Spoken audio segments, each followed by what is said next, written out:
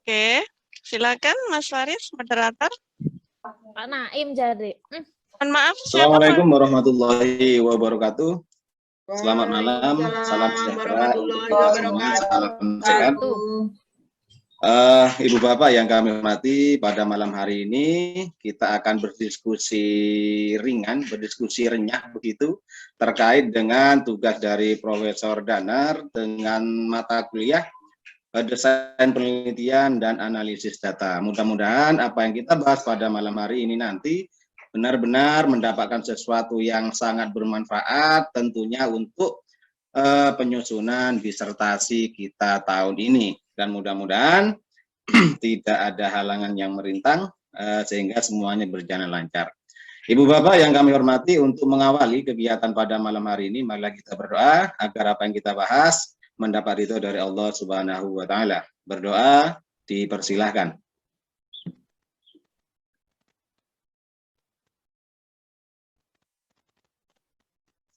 Berdoa selesai. Baik, Ibu Bapak yang kami hormati, pada malam hari ini alhamdulillah ada narasumber yang luar biasa dari Kalimantan Timur, insya Allah akan menjadi calon ibu kota negara kita. Kepada Ibu Indrayani, silakan mempresentasikan materinya, mudah-mudahan memberikan pencerahan bagi kita semua, sehingga nanti jalannya diskusi semakin seru dan semakin seru begitu ya, sangat aktif dan lain sebagainya begitu. Oke, sepenuhnya saya berikan waktunya kepada Ibu Indrayani, dipersilahkan. Oke, baik. Assalamualaikum warahmatullahi wabarakatuh. Selamat malam. Kepada yang kami hormati, Profesor Dr. Fulgentius Danardana Murwani MM, dan juga seluruh rekan-rekan saya di S3 Pendidikan Ekonomi Universitas Negeri Malang.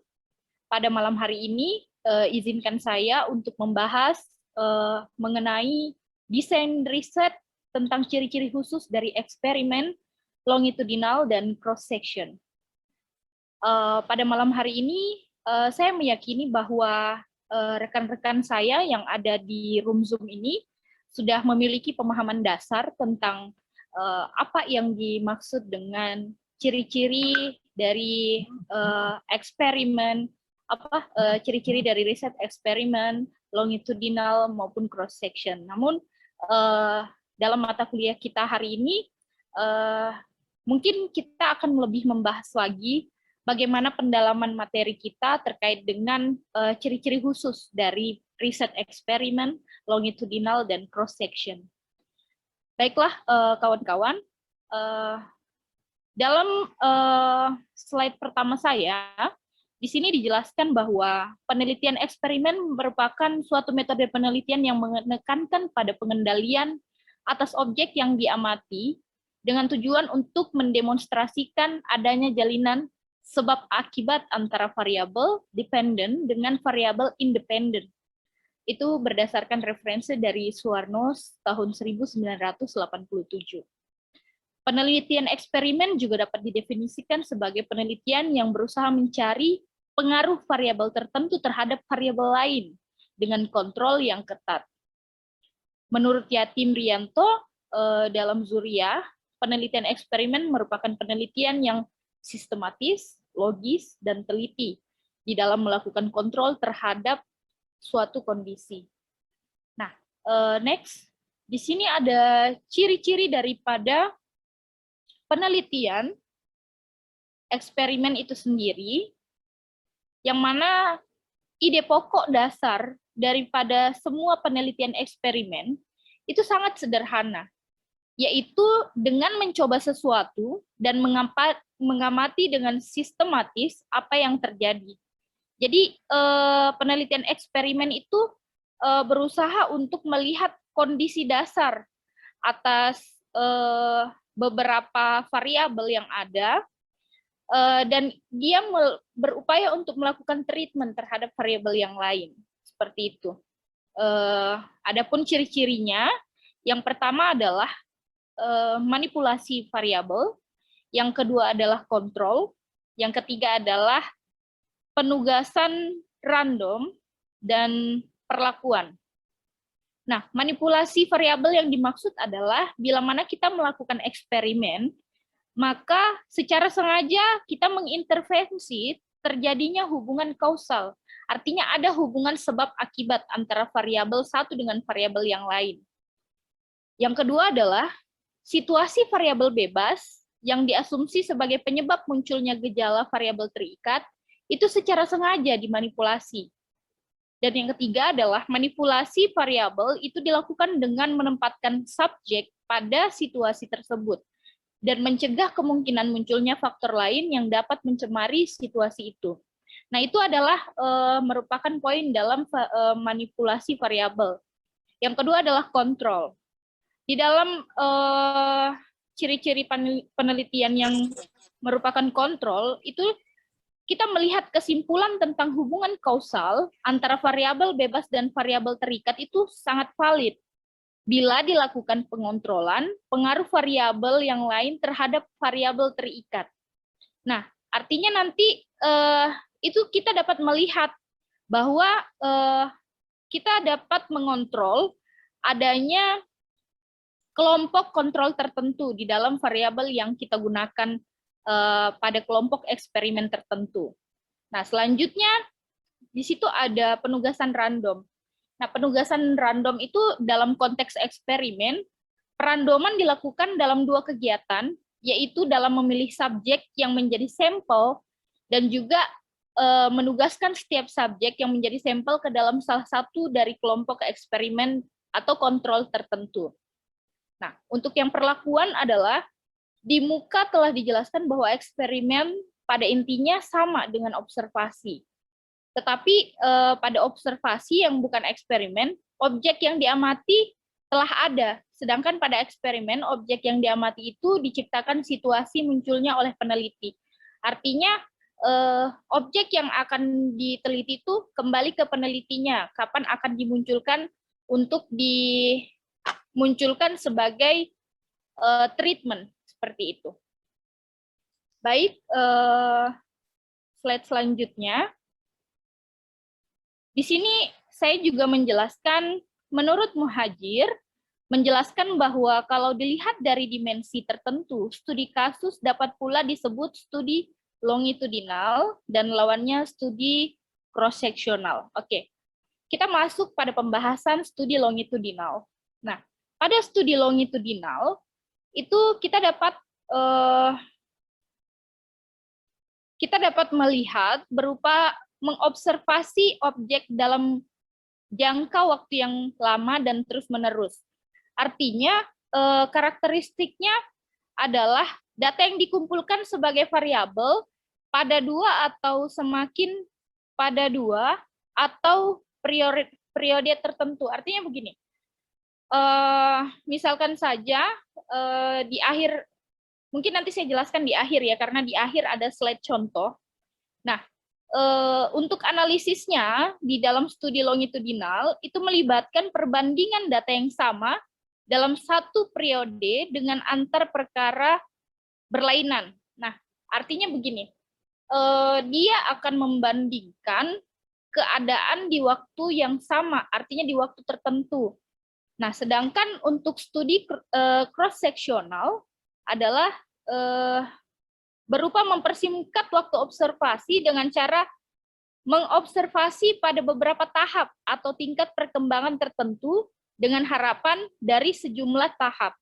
Artinya dia lebih ringkas, tetapi dia akan melihat perubahan dari hasil observasinya dalam satu waktu tertentu yang lebih singkat daripada longitudinal. Karena long itu mungkin definisinya ya, long itu panjang gitu kan, artinya kalau secara logisnya ya kita dapat melihat, oh ya longitudinal dia lebih panjang untuk pendataannya, seperti itu. Nah, next, di sini ada beberapa karakteristik kunci dari studi cross-seksional meliputi penelitian berlangsung pada satu titik waktu. Riset cross-seksional tidak melibatkan manipulasi variabel, artinya dia riset murni. Yang ketiga adalah metode cross-seksional memungkinkan peneliti untuk melihat banyak karakteristik. Nah, dia akan melihat misalkan saja untuk yang cross-seksional itu banyak digunakan mengukur misalkan bagaimana pada tatanan usia, bagaimana pada tatanan jenis kelamin, dan lain-lain. Nah, cross-seksional sering digunakan melihat karakteristik bagaimana terhadap populasi tertentu. Oke, baik. Selanjutnya di slide saya yang selanjutnya, itu saya memberikan contoh riset ekonomi yang menggunakan metode eksperimen. Di situ adalah ada judul yang saya ambil dari artikel, nanti artikelnya mungkin bisa di-share. Perbedaan hasil belajar ekonomi dengan menggunakan metode peta konsep dan metode ceramah pada siswa kelas 10. Nah, itu untuk bagaimana nantinya memberikan treatment terhadap satu kelas tertentu, yang mana itu merupakan model dari metode eksperimen. Selanjutnya adalah contoh riset ekonomi menggunakan metode cross-seksional, penelitian terhadap fluktuasi dolar terhadap rupiah pada tahun 2021. Nah, itu contohnya. Yang terakhir adalah contoh riset ekonomi menggunakan metode longitudinal adalah penelitian perilaku konsumen berbelanja sebelum Lebaran, data diambil setiap bulan puasa. Artinya dia dalam jangka waktu tertentu, tetapi dilakukan secara terus-menerus. Nah, seperti yang saya katakan tadi, dia menggunakan waktu yang cukup lebih panjang daripada cross-seksional. Seperti itu, teman-teman. Mungkin saya bisa dibantu untuk nanti kita mungkin lebih berdiskusi lagi terkait dengan apa sih ciri-ciri khas yang memang teman-teman mungkin lebih banyak ketahui daripada yang saya sampaikan. Itu akan bisa menjadi bahan sharing kita pada malam ini. Demikian presentasi dari kami. Lebih dan kurang saya mohon maaf. Saya kembalikan ke moderator. Terima kasih kami sampaikan kepada Ibu Indrayani atas presentasinya pada malam hari ini, sangat luar biasa sekali, sehingga dengan presentasi yang menampilkan clue-clue terkait dengan metode eksperimen, sehingga nanti dengan clue-clue tersebut bisa memancing peserta pada malam hari ini untuk bertanya seperti itu. Baik, Ibu Bapak, untuk termin pertama saya buka 3 penanya, atau misalkan bukan penanya namun memberi saran atau informasi-informasi penting begitu, monggo disilahkan. Ya, baik. Terima kasih Pak Naim selaku moderator. Terima kasih Mbak Indrayani sudah menyampaikan gagasannya, sangat bagus sekali. Mungkin saya lebih ke diskusi ya, tidak bertanya kita. Ada beberapa hal yang saya mengambil kesimpulan ini tadi bahwa dalam rancangan penelitian eksperimental itu kan tadi ada 3 kelompok komponen yang harus dipenuhi, seperti replikasi, randomisasi, atau kontrol, atau pembanding, bisa disebut kontrol atau pembanding. Nah, jika dalam 3 komponen tersebut dipenuhi seluruhnya, maka disebut eksperimental, gitu ya. Sesungguhnya eksperimental atau biasa disebut secara sungguhan itu true eksperimental. Nah, apabila ini hanya mengandung, tadi itu kita baca ada di PPT, apabila hanya mengandung sebagian saja dari 3 komponen, maka dinamakan pre-eksperimental. Ada beberapa buku yang kita baca menyatakan seperti itu dalam penelitian kuantitatif kualitatif. Kemudian jika dalam penelitian diusahakan untuk memenuhi 3 komponen, tetapi belum dapat membaca tingkat yang sebenarnya, maka bisa dinamakan eksperimental semu atau kuasi eksperimental. Biasanya seperti itu.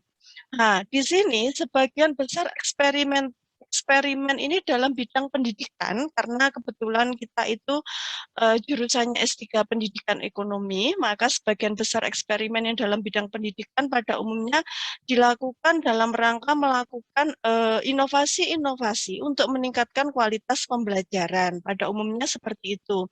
Nah, oleh karena itu biasanya berkaitan dengan usaha untuk menguji pengaruh materi, media, metode, atau praktek pendidikan yang baru terhadap hasil belajar. Biasanya seperti itu yang kita amati. Kemudian dalam rancangan-rancangan penelitian, eksperimen pada umumnya menggunakan variabel tunggal secara umum dalam penelitian atau riset pendidikan. Nah, dalam variabel tunggal itu ada satu variabel perlakuan yang dimanipulasikan atau biasanya dibuat kondisinya berbeda, di mana di sini selanjutnya biasanya diamati oleh peneliti itu akibat atau dampak dari perlakuan tersebut terhadap suatu atau yang lebih variabel tergantung. Kemudian yang kedua ada variabel yang dimanipulasikan disebut dengan variabel perlakuan atau biasa disebut di sini variabel treatment, variabel eksperimen atau variabel independen. Kemudian yang ketiga, variabel yang merupakan akibat atau dampak disebut variabel tergantung, variabel dependen atau variabel dampak. Biasanya dikatakan seperti itu, seperti yang disampaikan Mbak Indrayani. Kemudian yang keempat, masalah pokoknya dalam bidang penelitian bahwa menentukan kelompok kontrol atau pembanding yang sebanding, biasa disebut dengan comparable, bahwa pembanding atau sebanding ini dan membuat konstan pengontrol atau bisa mengendalikan sebagai controlling atau pengendali variabel-variabel yang non-eksperimental yang dapat mempengaruhi variabel dampak. Nah, rancangan eksperimen ini merupakan perencanaan yang eksperimentasi, biasanya seperti itu, sedemikian rupa sehingga diperoleh informasi-informasi yang nantinya relevan dengan permasalahan-permasalahan yang diteliti, memungkinkan analisis-analisis yang objektif untuk memperoleh kesimpulan atau hasil yang valid. Nah, di sini dengan demikian bisa dikatakan bahwa kegunaan dari rancangan eksperimental ini adalah mendapatkan informasi yang relevan dengan permasalahan-permasalahan penelitian secara maksimal.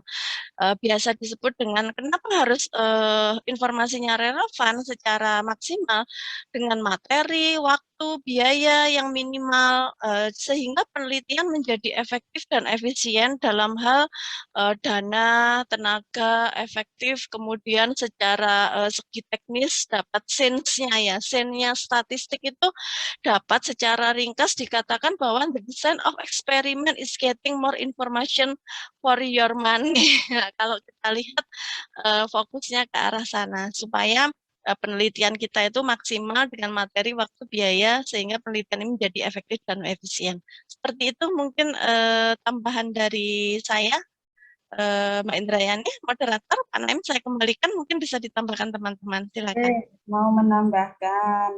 Baik, monggo silakan Bu Rohmah ditambahkan agar semakin komplit begitu ya. Silakan. Ya. Baik, saya juga sangat setuju dengan Bu Raya tadi terkait dengan penelitian eksperimen, karena kita hidup di dunia pendidikan ya. Jadi karena kita bergelut di dunia pendidikan, hidup di dunia pendidikan, kalau di tempat kami itu biasanya untuk eksperimen itu menggunakan ada kelas kontrol dan ada kelas eksperimen. Ya, jadi misalkan dalam mahasiswa ada kelas A dan kelas B ya. Kelas A itu kita gunakan sebagai kelas kontrol, sedangkan kelas B kita gunakan sebagai kelas eksperimen. Kemudian kalau kelas A itu misalkan Bapak Ibu ya, misalkan kelas A itu kita apa adanya, biasanya menggunakan media apa? Jadi misalkan kelas A itu menggunakan media PowerPoint, kelas B kita gunakan karena kelas eksperimen ya, kita gunakan yang selain PowerPoint. Jadi biasanya kita menggunakan media lainnya yang hampir mirip dengan PowerPoint. Biasanya pakai Photon itu ya. Jadi kan 11-12 dengan PowerPoint. Sehingga hasil belajarnya kita bandingkan dengan materi yang sama, lebih bagus yang mana?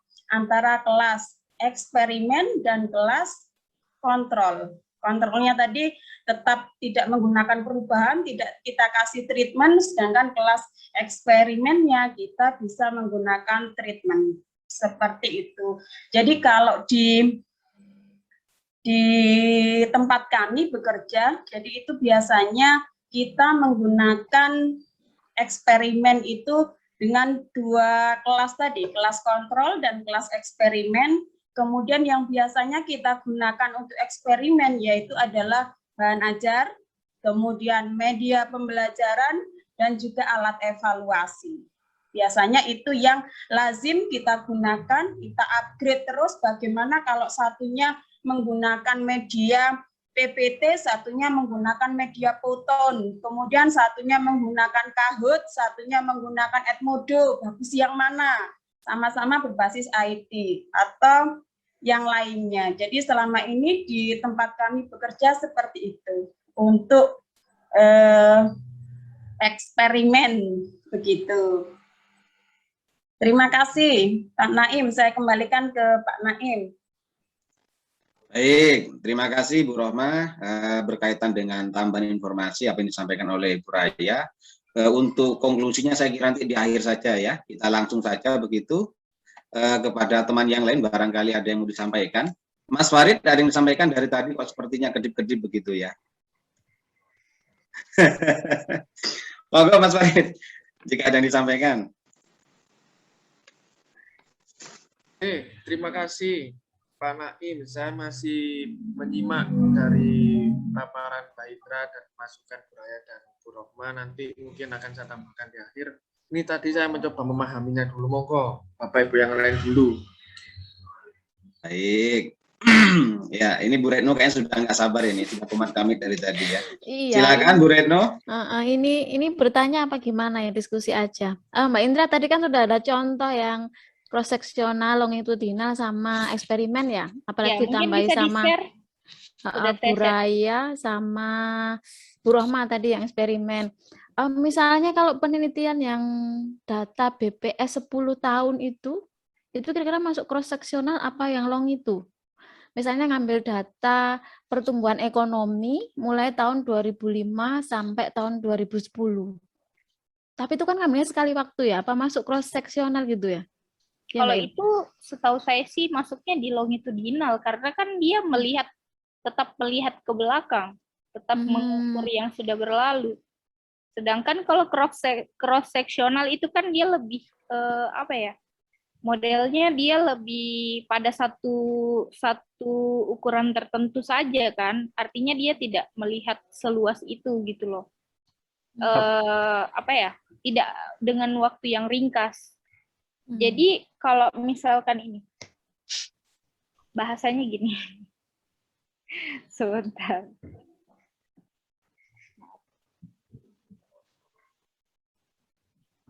Jadi kalau dalam bahasanya seperti ini,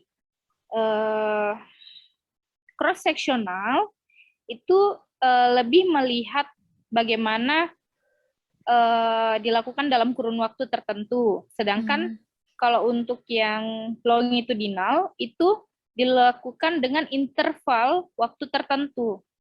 Nah, saya pikir kalau interval waktu tertentu kan artinya dia melihat dari tahun ke tahun seperti itu. Berarti yang tadi 5 tahun masuk interval tertentu ya? Iya. Jadi longitudinal gitu? Longitudinal. Okay. Jadi kalau data BPS yang misalkan berdasarkan usia, berdasarkan ini, jenis kelamin gitu. Jenis kelamin itu ke cross seksional, tetapi kalau dia pada kurun waktu misal 2024 ke 2010 berarti kan dia melihat dalam waktu yang panjang itu di longitudinal. Seperti itu sih sepemahaman saya, tapi nggak tahu ya kalau ke Pak Usman. Iya, Pak Usman ini kayaknya ada pakar kuantitatif di sini. Ini pakar eksperimen kuantitatif ini. Soalnya saya baca referensinya begitu. Tadi saya lihat dari penelitian terdahulu aja sih, tapi saya nggak tahu untuk cara menyampaikannya gimana itu. Oke, baik. Sementara sudah jawaban dari Pak Indra begitu ya Bu Retno ya, nanti akan dipuaskan oleh Master Usman begitu ya. Ya, Oke. Ini Pak Usman udah siap ini kayaknya. Oke, Pak terima Usman? kasih Bu Indra. Kita langsung menyeberang ke Jember ya. Silakan Pak Usman untuk melengkapi keresahan-keresahan daripada Ibu Retno yang ada di Kabupaten Mangga gitu. Silakan Pak Usman. Ya, Assalamualaikum warahmatullahi wabarakatuh. Waalaikumsalam. Waalaikumsalam warahmatullahi wabarakatuh. Pertama-tama terlalu berlebihan Pak Naim. Doa itu Pak Usman. Iya, saya doa, saya aminkan. Gini, mungkin saya lebih ke menyimpulkan eksperimen itu. Kalau dasarnya eksperimen itu, dasar awalnya itu bukan ke pendidikan ya, karena memang sesuatu yang diatur itu nggak bisa di pendidikan. Dasarnya ya, artinya pertama itu adalah eksperimen di laboratorium. Contoh, eksperimenkan tikus, obat ini sama obat ini. Itu eksperimen, itu eksperimen benar-benar murni ya. Nah, kalau di banyak macam sih kalau eksperimen itu, tergantung ada banyak berapa grupnya, terus ada perlakuan atau tidak. Pengaruh pun itu eksperimen karena dasarnya adalah membandingkan. Ya kan? Pengaruh X terhadap Y. Pretestnya gimana sebelum perlakuan kan? Setelah perlakuan post-testnya gimana? Itu dibandingkan. Itu kalau teman-teman mengatakan itu kuas eksperimen semu gitu. Karena ada poin yang hilang. Apa poinnya? Adalah poin perlakuannya. Perlakuan tadi kan kontrol sama treatment kan. Nah, jadi kalau kontrol biasanya kalau kontrol itu kan metode yang sudah dipakai. Ya, yang umum ya Pak ya. Iya, dipakai di kelas. Kalau yang eksperimen kalau treatment itu adalah kelas yang ada perlakuan berbeda. Nanti dasarnya kan bukan hasilnya, tapi seberapa efektifkah metode-metode ini nanti kita pilih yang mana gitu. Nah, apakah kontrol harus lebih rendah daripada eksperimen? Maka jawabannya belum tentu, karena ini kan berbicara data. Bisa saja itu treatmentnya lebih rendah karena ada sesuatu begitu ya. Mungkin ada sesuatu yang salah begitu. Nah, kalau kita melihat dari yang semu, biasanya judulnya itu biasanya ada pengaruh-pengaruhnya, pengaruh X terhadap Y. Metodenya tetap kita langsung mengadakan metode baru itu tanpa membandingkan. Gitu. Jadi membandingkannya adalah sebelum metode, setelah metode. Jadi dites post test. Kalau yang true nanti ada dua kelompok kontrol dan kelompok treatment gitu ya. Nah, yang harus kita teliti adalah ada uji normalitas dan ada uji homogenitas. Nah, kenapa? Karena untuk menormalkan, karena tidak mungkin kita itu mengkondisikan sesuatu yang pada dasarnya kelasnya sudah berbeda. Kan begitu. Contoh, ada kelas 1 dan kelas 2. Dasarnya sudah berbeda. Yang kelas 1 ini ada yang pintar, ada yang kurang pintar, malah kebanyakan kurang pintar. Yang satunya pintar semua. Dipakai metode apapun, ya pasti yang B yang menang, kan begitu. Karena dasarnya pintar. Nah, sehingga untuk menghilangkan itu, maka ada uji normalitas dan uji homogenitas. Sehingga memastikan sebelum diuji itu semuanya sudah sama. Kondisinya sama, ya. Jadi kontrol eksperimen treatment itu kondisinya sama. Kalaupun tidak paham semua, ya. Sehingga pada saat diuji ketahuan. Jadi kalau pakai kontrol nilainya segini, kelas eksperimen nilainya segini begitu. Saya rasa itu perihal yang saya tambahkan ke ini ya, ujinya ya, uji awalnya. Nanti kalau uji belakangnya sama sih sudah. Nanti sama-sama membandingkan mana yang lebih efektif. Yang kedua perihal apa tadi ya? Longitudinal sama cross section. Jadi kalau cross section itu kan cuma Pak Usman masuk ya. Jadi misalkan Pak Usman tadi kelas 1 dengan kelas 2, jelas kan berbeda berbeda, Pak. Tapi kalau menurut eksperimen itu boleh ya, kelas 1 dengan kelas 2 kita bandingkan. Enggak, maksud saya ini membandingkan dua kelas, Bu, bukan kelas 1 sama kelas 2. Nah, berarti kan Dua kelas. sama ya. Bisa kelas 1 ya kelas 1, ya, Ya, kelas 2 ya kelas 2. Oke, ya. terima Maksud kasih. saya dua kelas, bukan kelas 1 Ya. sama kelas 2, tapi dua kelas. Ya, kelas A dan kelas B. Begitu, Ya, betul. Kelas A kan sama kelas B. sama. Untuk yang cross section memang betul, memang banyak yang kita pun pakai cross section ya kan, yang ingin meneliti di tahun ini aja kita cross section, karena memang tidak banyak waktu. Kalau longitudinal itu biasanya berbicara tentang perubahan-perubahan. Nah, jadi karena perubahan dia berbicara tentang jarak waktu tertentu. Saya ingin meneliti tentang 5 tahun tentang perubahan dolar dan sebagainya. Nah, itu biasanya namanya time series. Ya, time series contoh 10 tahun perubahan dolar. Manfaatnya longitudinal itu adalah bisa meramalkan untuk ke depan. Contoh, saya ingin meneliti tentang perubahan dolar dari, kalau tadi BPS ya, kalau BPS kan berarti ke belakang. Contoh 10 tahun perubahan dolar. Gitu. Nah, dari perubahan itu nanti kita bisa meramalkan 1-2 tahun ke depan. Itu manfaat salah satu kelebihan dari kita pakai longitudinal. Karena tidak mungkin dia akan berubah cepat, biasanya lambat. Saya rasa itu teman-teman yang bisa saya sampaikan. Semoga ini ya Pak, ada tambahan-tambahan dari saya. Terima kasih Pak Naim. Iya Pak. Pak Naim saya. Terima kasih Pak Oke, Usman. terima kasih Pak Usman atas pencerahannya. Sepertinya tambah cerah ini Bu Retno ini. Mudah-mudahan Amin. Sabar Ibu Yulita. Sabar Kakak. Saya Oke, selanjutnya saya berikan kepada Bu Yulita ya sepenuhnya. Monggo Bu Dekan. Duh. Direkod iki, Bro. Bu Yulita, Pak Naim. Oke, baiklah teman-teman. Assalamualaikum warahmatullahi wabarakatuh. Waalaikumsalam warahmatullahi wabarakatuh. Oke, untuk bahasan pertama ini kita membahas tentang tadi adalah penelitian eksperimental ya. Jadi ini pendapat saya mungkin benar atau tidak, monggo silakan didiskusikan. Jadi saya kembali lagi ke wadah dari metode penelitian. Metode penelitian terbesar itu dibagi dua cabang, yaitu metode penelitian kuantitatif, metode penelitian kualitatif, ya kan? Nah, kemudian metode penelitian kuantitatif ini dibagi lagi menjadi beberapa metode. 1, metode penelitian deskriptif.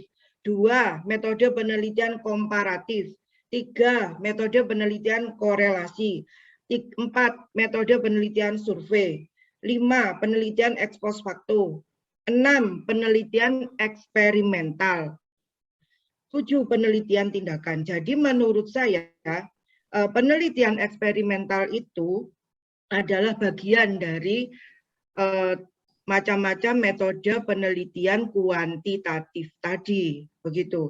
Nah, metode penelitian eksperimen itu tadi sesuai dengan PPT-nya yang di awal Mbak Indri, itu ada 4 model. Jadi pre-eksperimen, true eksperimen, faktorial, dan kuasi eksperimen. Begitu. Nah, jadi yang yang diceritakan sama Mr. Usman itu tadi yang penelitian korelasional itu tadi merupakan satu bagian dari metode yang 7 tadi itu gitu. Jadi eksperimen ini dibagi 4 gitu. Nah, korelasional ini dia satu metode sendiri. Begitu. Nah, kemudian tadi kan metode penelitian eksperimen pendidikan. Benar katanya Mr. Usman itu, jadi eksperimen ini kan biasanya itu adalah di bidang yang bukan pendidikan. Sehingga metode penelitian eksperimen ini membutuhkan sebuah kondisi yang terkontrol dan terpantau dengan ketat. Seperti orang mikrobiologi masuk ke dalam ke dalam laboratorium, kemudian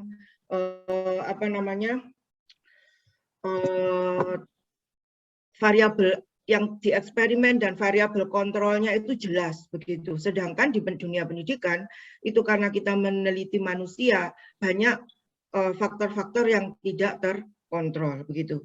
Nah, sekarang saya mau nanya sama teman-teman, apa bedanya PTK, penelitian tindakan kelas, dengan penelitian eksperimental tadi begitu?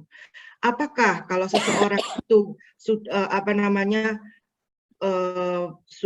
melakukan penelitian yang seperti katanya Bu Rahma tadi itu, bahwa melakukan satu metode X kemudian metode Y di dalam satu kelas, itu sudah bisa dikatakan sebagai metode penelitian tindakan kelas? Apakah metode penelitian tindakan kelas itu termasuk metode penelitian eksperimental? Itu pertanyaan saya, teman-teman. Terima kasih. Assalamualaikum warahmatullahi wabarakatuh. Waalaikumsalam warahmatullahi wabarakatuh. Saya dulu. Terima kasih Bu Lita atas informasi-informasi, kemudian di akhir ditutup dengan pertanyaan begitu ya. Begitu Bu Lita ya. Baik, yang mau menanggapi pertanyaan daripada Ibu Lita? Saya. Oke. Bu Retno sudah siap. Bu Retno, silakan Bu Retno. Ya, baik. Nanti kalau salah dibenarkan ya teman-teman. Ini menurut pendapat. Nah, kalau PTK sama dengan yang tadi, satunya apa Bu Lita? Eksperimen. Eksperimen dengan PTK itu, apakah sama? Eksperimen itu berbeda sama sekali, ya. Bu Lita. Jadi kalau PTK itu kan dasarnya kita ini melihat permasalahan di kelas itu apa. Nah, kira-kira dari permasalahan itu kita analisis, kira-kira tindakan yang tepat untuk mengatasi permasalahan itu apa. Sehingga ada tahapannya, itu mulai dari ini ya, merancang RPP, kemudian juga menerapkan apa yang tulis di RPP itu, kemudian nanti di akhir ada pretest sama post-test atau refleksi.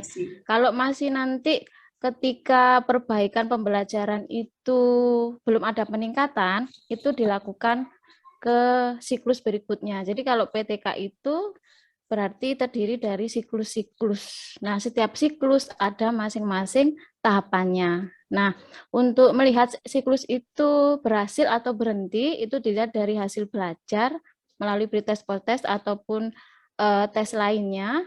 Nah, kalau sudah menyentuh indikator yang diharapkan, berarti itu siklusnya berhenti. Begitu. Nah, kemudian kalau eksperimen seperti yang dinyatakan teman-teman tadi, jadi berangkatnya dari teoritis ya.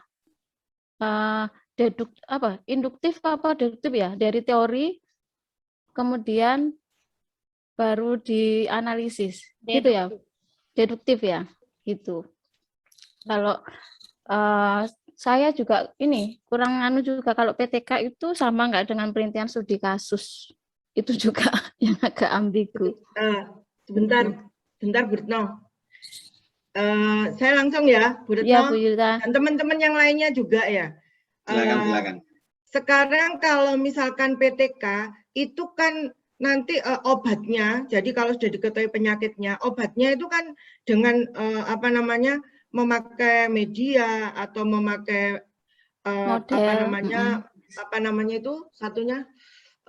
media pembelajaran atau memakai model pembelajaran.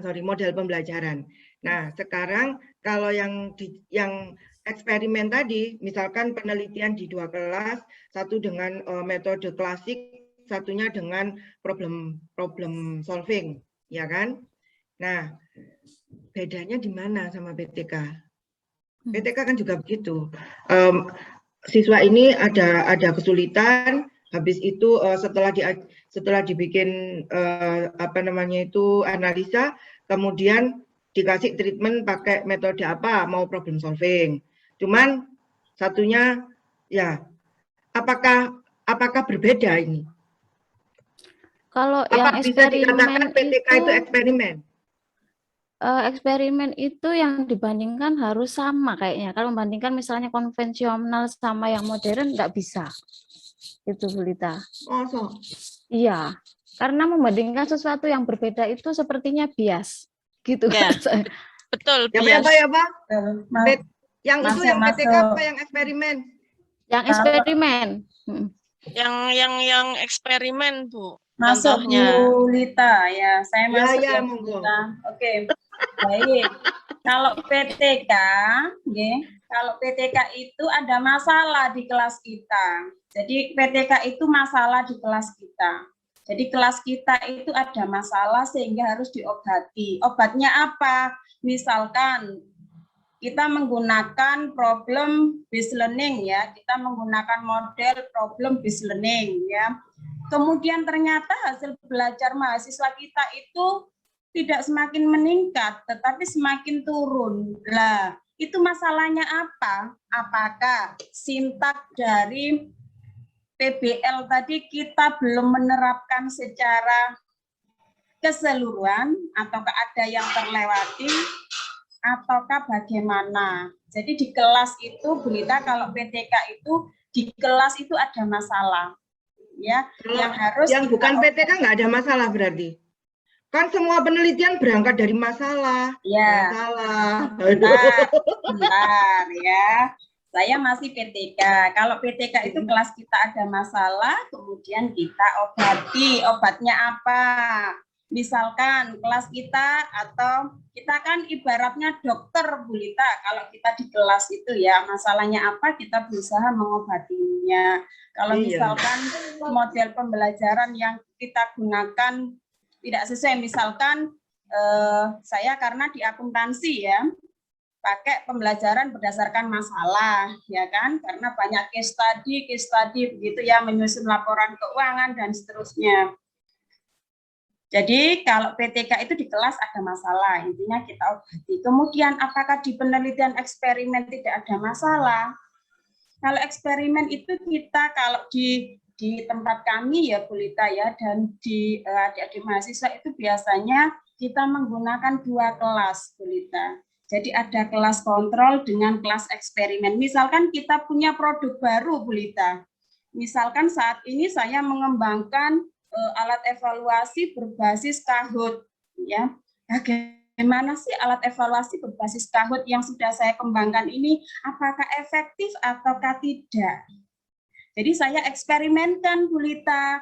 Kelas A kita menggunakan alat evaluasi, misalkan pakai Google Classroom, kemudian kelas B kita menggunakan alat evaluasi menggunakan Kahoot tadi. Bagaimana? Sama-sama berbasis IT. Begitu Bu Lita. Iya, Bu Rahma. Saya tambah nggih. Ya. Sebentar Bu Lita. Begini. Tambah seru biar tambah seru. Tadi dibilang sama Bu Rahma bahwa kalau eksperimen itu harus adalah uji coba satu metode di 2 kelas yang berbeda. Nah, itu kan namanya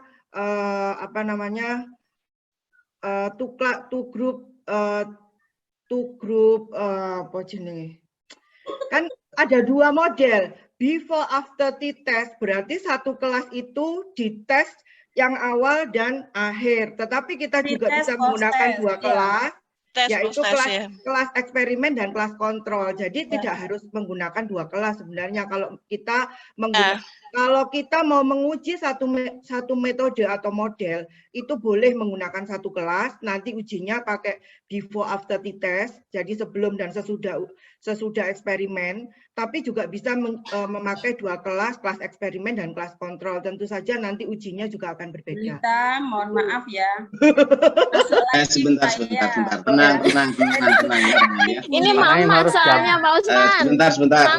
Harap tenang ya, kontrol ada di saya. Bu Lita, kita kan Sebentar Bu Roma. Ditahan dulu Bu Roma. Kata aja mana yang apa bedanya sama PTK? Tadi balik lagi. Bu Lita. Enggak. Iya Pak, ya. Oke, Bu Lita ditahan dulu ya. Bu Roma juga ditahan. Barangkali nanti ada pencerahan dari Bu Raya yang disampaikan Bu Raya. Iya, saya kurang sepakat tadi Dan masalah dengan pencerahan dari Bu Raya nanti bisa menambah keyakinan daripada Bu Lita gitu ya. Silakan Bu Raya.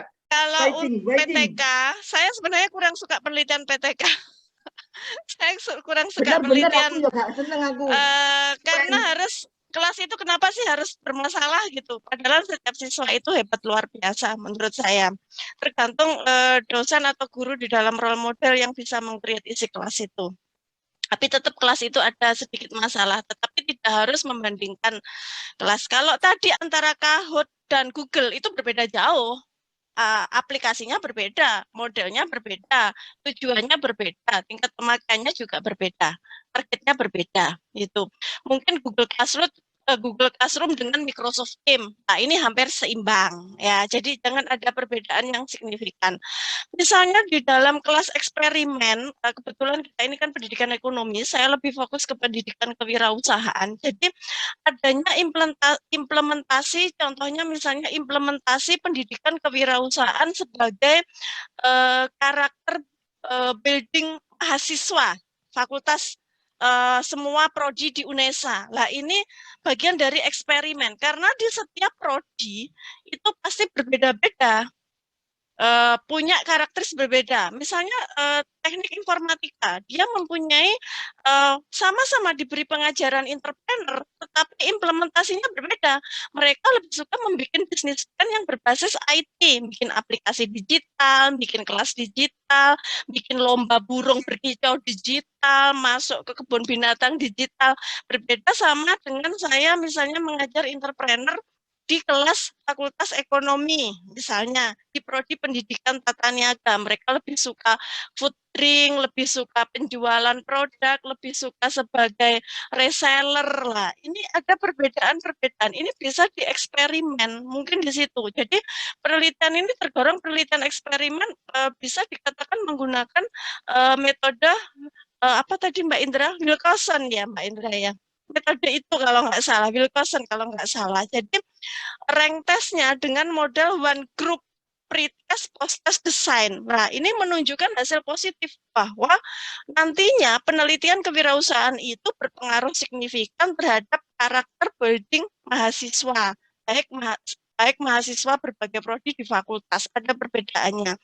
Nah, tujuannya di sini kan memberikan pemahaman bahwa semua dosen KWU berbagai prodi, misalnya ngajar di biologi, sama-sama KWU, tapi saya beri masukan bahwa mereka bisa membuat menanam jamur. Lah ini kan sesuai dengan passion, sesuai dengan karakter prodi konsentrasi mereka masing-masing.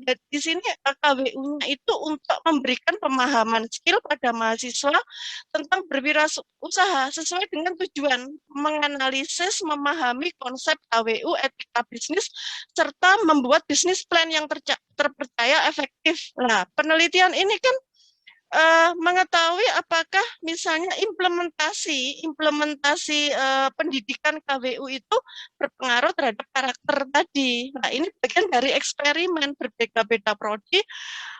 Satu universitas, misal olahraga juga gitu, KWU-nya di Fakultas Ilmu Olahraga, mereka ada yang suka mendirikan bisnis massage, mendirikan massage untuk atlet cedera. Mereka mendirikan bisnis seperti olahraga anak-anak, mulai dari apa biasanya kalau di lapangan itu olahraga Pak Naim biasanya apa Pak Naim kalau di lapangan itu misalnya kayak lari-lari, jumping apa namanya bola, itu? Sepak bola.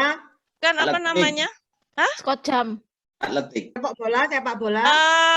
Atletik bisa biasanya yang apa namanya seperti Pasti. kemah itu loh Mbak, seperti Basket. kemah itu loh Pak, misalnya mereka ada juga yang menjadi coach atau pelatih misalnya. Lah ini sesuai dengan karakter konsentrasinya. Atau mereka yang misalnya di jurusan bahasa atau seni, ternyata mereka membuat YouTube konten kreatif, ekonomi kreatif, bagaimana menyinden menggunakan bahasa Jawa dengan bagus, gending-gending Jawa. Lah ini entrepreneurnya eksperimennya saya rasa seperti itu. Tapi kalau pembedaan kelas tadi saya masih kurang sepakat, lebih ke PPK.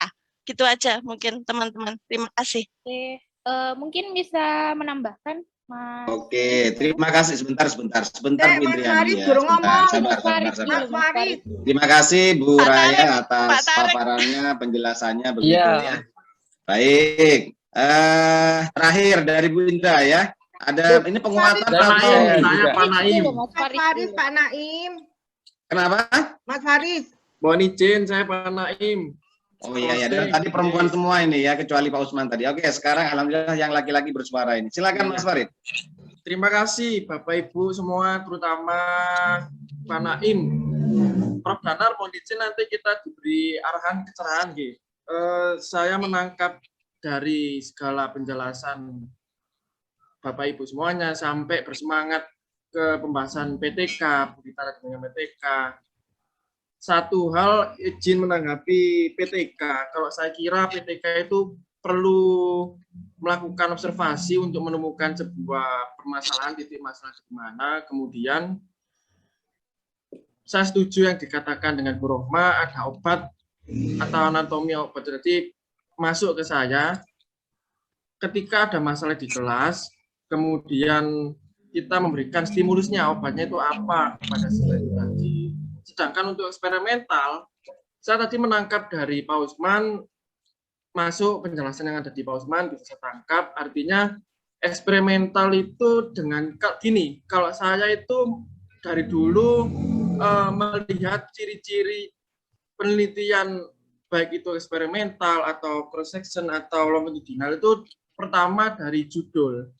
Pengertian dari cross eksperimental itu kan apabila ada pengaruh secara singkatnya atau secara simpulnya yang dikatakan Pak Usman, secara ada pengaruh segala hal judul yang ada mempengaruhi dan sebagainya itu merupakan eksperimental, baik itu nanti judulnya pengaruh, misalkan kalau di bidang saya pengaruh pendidikan bisnis dan literasi digital terhadap sebuah keberhasilan bisnis melalui sikap sebagai mediasi. Jadi kemudian contoh judul menggunakan eksperimental yaitu analisis faktor-faktor yang mempengaruhi keberhasilan sebuah bisnis. Lah itu kalau saya kira masuk ke eksperimental. Kemudian apabila dibandingkan dengan ciri-ciri dari cross seksional yaitu hanya mengobservasi fenomena pada satu titik waktu tertentu. Pada penelitian ini bersifat eksploratif atau deskriptif ataupun eksplanatif. Penelitian cross seksional ini menurut saya menjelaskan hubungan. Nah, ini bedanya kalau tadi kan pengaruh, tapi kalau cross seksional ini menjelaskan hubungan satu variabel dengan variabel yang lainnya pada populasi yang diteliti.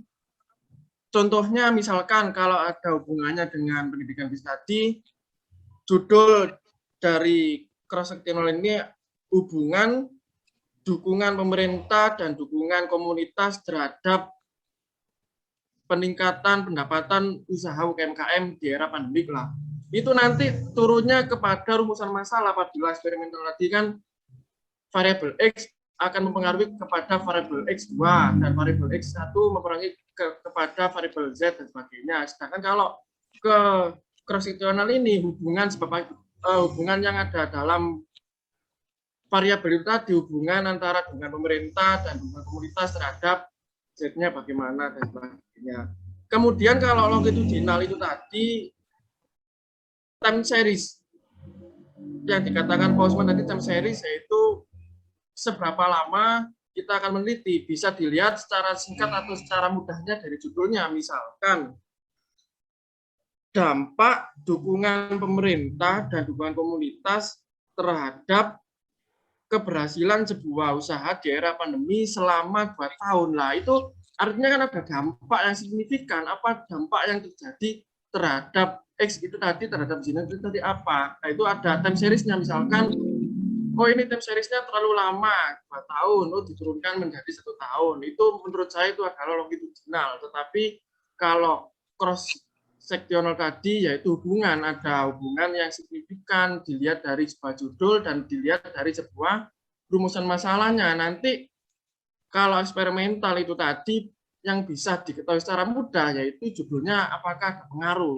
Lah, setelah dari judul nanti turunnya ke variabel tadi sama, kemudian yang membedakan subvariabelnya pernyataan-pernyataan dari setiap variabel itu yang membedakan dari hasil dari yang dimaksud tadi.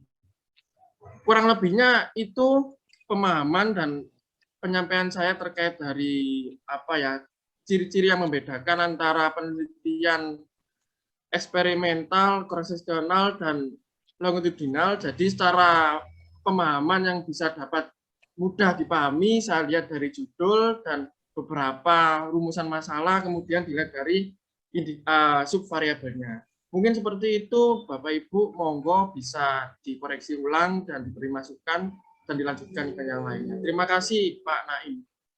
Baik, terima kasih Mas Farid. Sepertinya di sini ada kesalahpahaman sedikit kayaknya. Kalau pemahaman saya seperti itu gitu ya. Ada sedikit kesalahpahaman di awal. Jadi memang sebelum saya menyatakan, boleh enggak nih saya menyampaikan pendapat nih? Karena moderator kan dari tadi. Boleh. Boleh ya?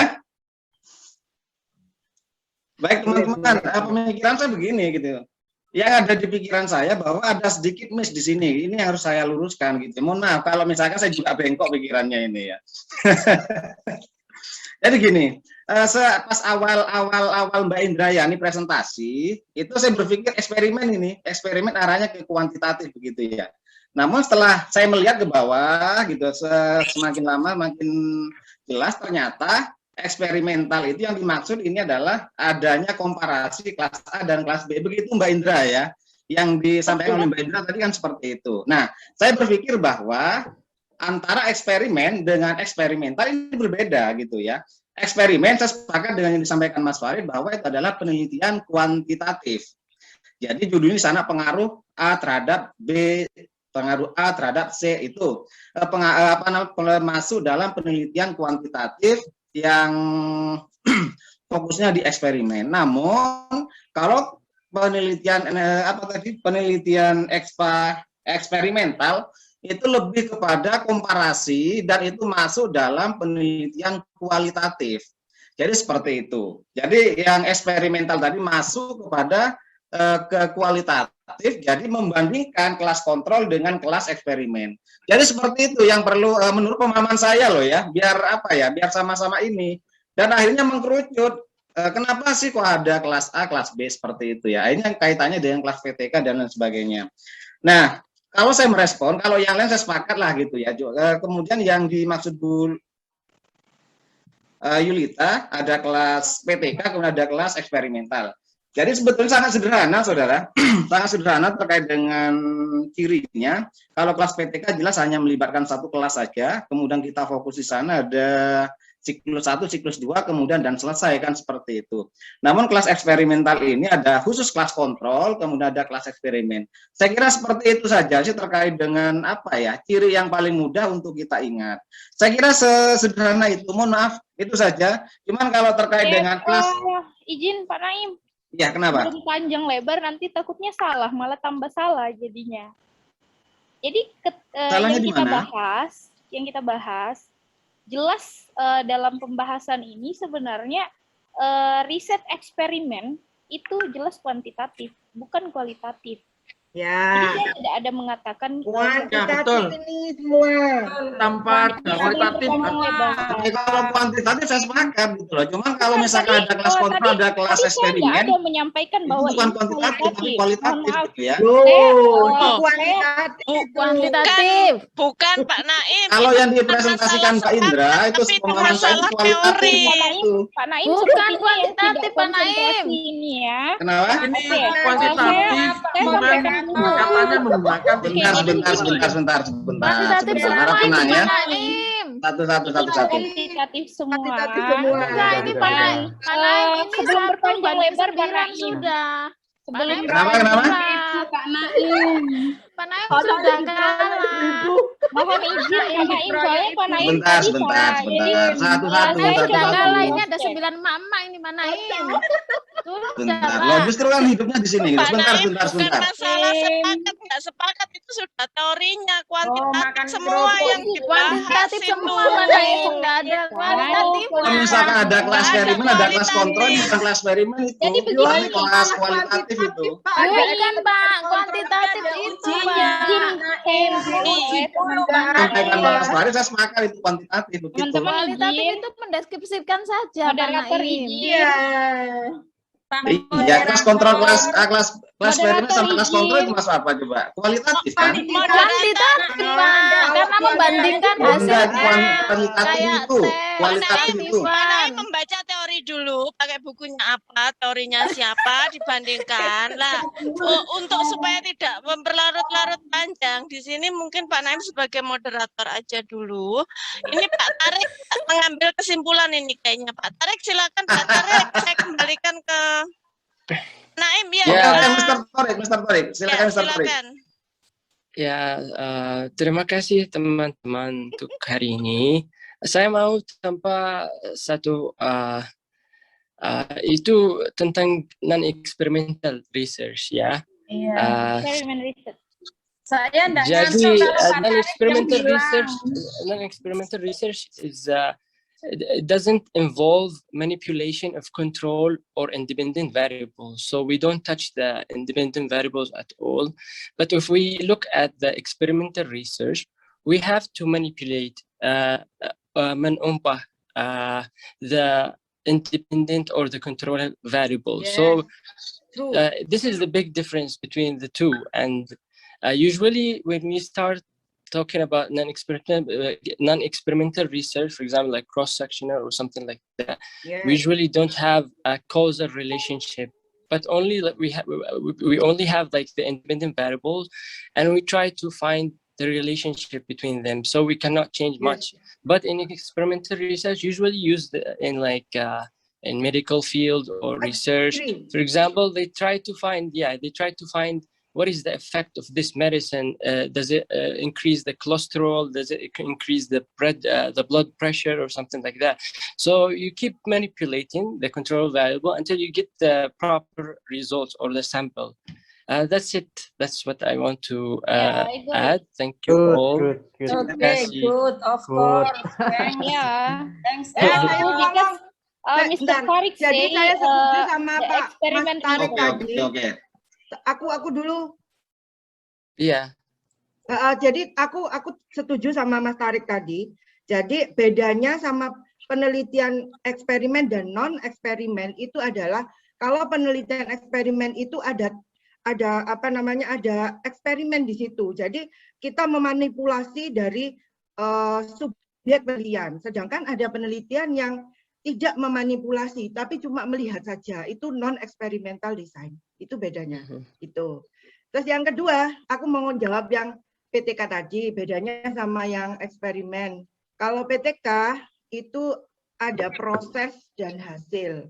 Sedangkan yang eksperimen kuasi ya sebenarnya kalau di IPS itu kuasi eksperimen. Jadi eksperimen semu. Karena kita tidak bisa mengontrol semua variabel yang mempengaruhi subjek. Itu hanya melihat hasil saja tanpa melihat proses. Karena itu di PTK ada siklus-siklus. Itu jawaban saya. Tapi Bu bener, Bu enggak. Terima kasih teman-teman. Terima kasih. Banget hari ini. Oke, terima kasih. Silakan ada yang mau menyampaikan pendapat lagi? Atau cukup? Kalau Cukup PTK kayaknya. sih, terakhir kalau PTK sih ke pendidikan aja ya, di kelas Ya, aja. khusus Tapi kalau pendidikan, eksperimen itu lebih luas cakupan Lebih luas. topiknya. Ya. Oke, Kalau gitu. enggak Eksperimen pendidikan itu enggak. luas, objektif, sistematis, artinya sudah jelas. Ya. Eh, Betul. Ya. Dan Variabelnya kegunaannya juga berbeda. relevan. dan bukan kualitatif. Oke, Pak Naim. Beda lagi Pak Naim, kualitatif, PTK, pengembangan. Jauh. Enggak. Dan ini saya dengar. Kalau eksperimen jelas kelihatan lah gitu ya. Cuman kalau ada kelas kontrol, kelas eksperimen, saya kira tetap kualitatif ya kalau saya. Enggak. Bukan kuantitatif, Pak Usman. Dan ada teorinya, Pak. Itu sudah baku given itu. Itu sudah riset puluhan tahun, beratusan tahun itu. Enggak bisa kesepakatan, itu sudah sesuai teorinya. Pakai bukunya siapapun hampir sama, saya kira. Coba Oke, Pak saya Usman kira tadi cukup mau ya. bicara. Oke, tadi. silakan. Pak Osman. Usman.